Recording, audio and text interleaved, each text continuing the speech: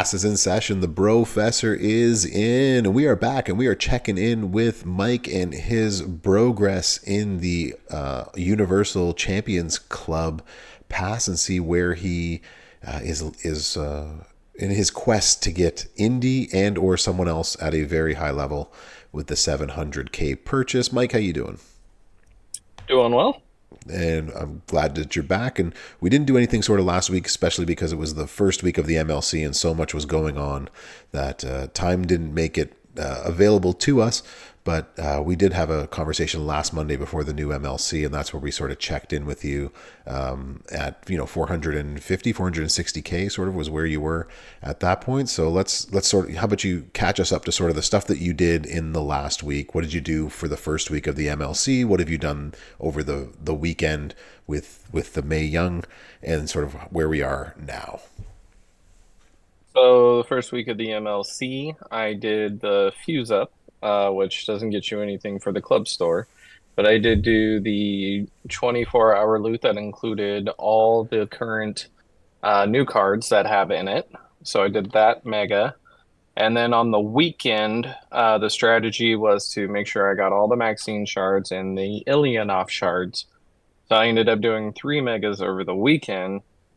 That's So, and then yesterday, I also did the 24-hour mega again as well. So, all that combined, I have four milestones that I hit for the month long, and I hit the weekly one as well, and I need to claim all of them. so overall in the first week did you do the 4 star or the 3 star fuse up?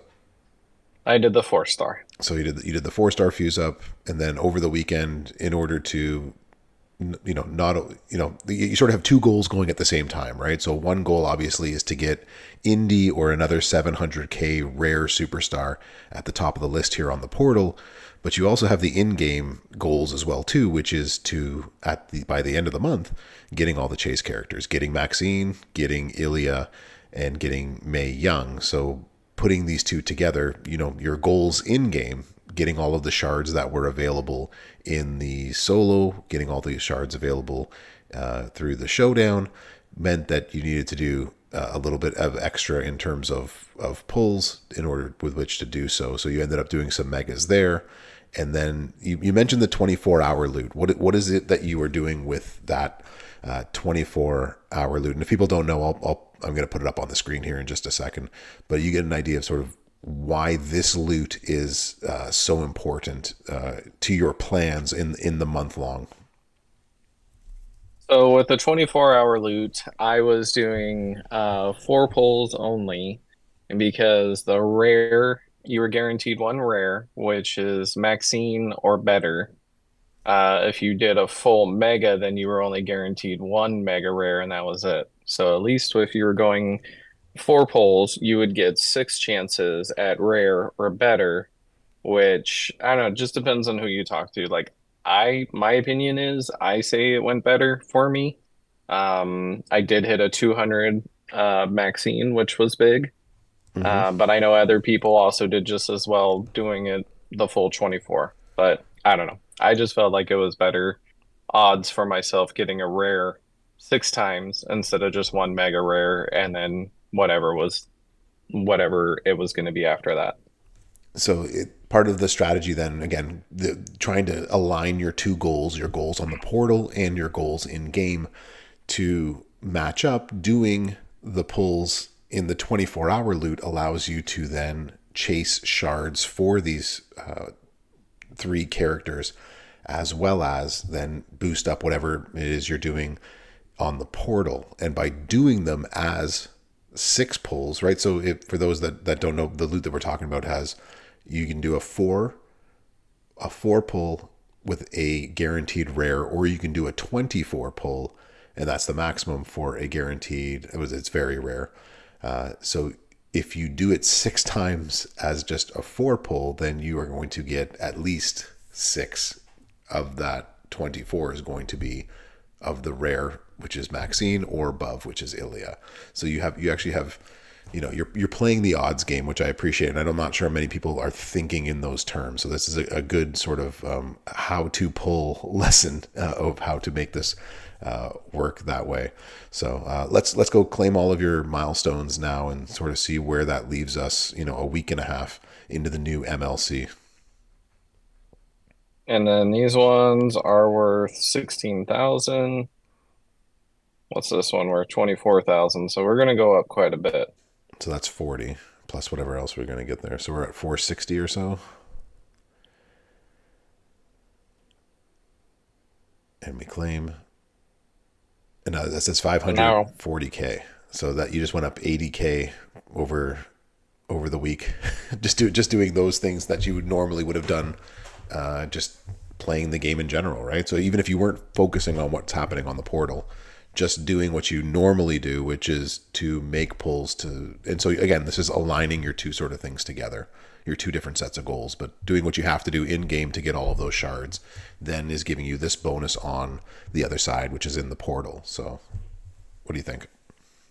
yep. And then, so just doing what I normally do. If I wanted Rex Regum, I would be right there within reaching distance, as you Nice. can see by my numbers. Yeah, So, you're this week you could get him if you really wanted to.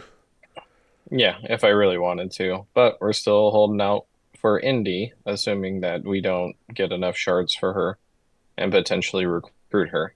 Now, with Vader time, I was actually only 30 shards short, and this 24-hour loot had his shards in it, so I was able to recruit him. So I will recruit him, and then he'll be off this list. So Nice. when we talk strategy for getting cards, if you're within a specific amount of shards of reaching that card, you're better off just to wait and get the shards, as opposed to wasting your coin and getting them off of here. Yeah, but again, that's really good advice to use the portal claim in the Universal Champions Club as a way to get superstars that you are far, far away from in terms of shards, right? There's no need to waste it if you're very close in shards. You'll probably get them in game at some point faster than you probably would here. So, So yeah. probably by the next time we catch up, um, I'll try and wait for you. Don't know if I can though. I'm not very patient. Well, Uh, we'll try to do. We try to do this once a week, and sometimes it works for us, and sometimes it doesn't. But yeah, the next time we catch up, you might actually be in striking range of India. yep, could be. Hopefully I mean, I plan on hitting this 2 point and maybe the 2.5. Don't think I'm going to get to the 3.7. Probably once I hit 2.5, hopefully I'll be within range of recruiting all the cards that I want, and I won't have to do any more spending for the month. Very nice. So that's the goal, right? So spend a little bit heavier at the beginning, so you can sort of coast through the rest of the month. And from what it sounds like, once you get into those bigger milestones, right? 3.7. I think the next one after that's 5 million. That it's a little bit. It takes more pulls to get to these bigger month-long mission rewards, and so in your eyes, in my eyes as well, that your money goes further at the beginning of a month than it does at the end of the month. I would agree.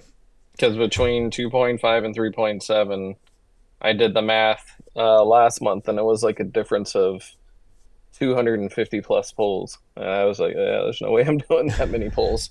Well, that's more than six full 40 pulls, right? So that's a lot to get to that next level. Whereas 6 40 pulls would get you beyond where you are right now just a bit. So you can see how it's more beneficial at the beginning of a month than it is at the end of the month.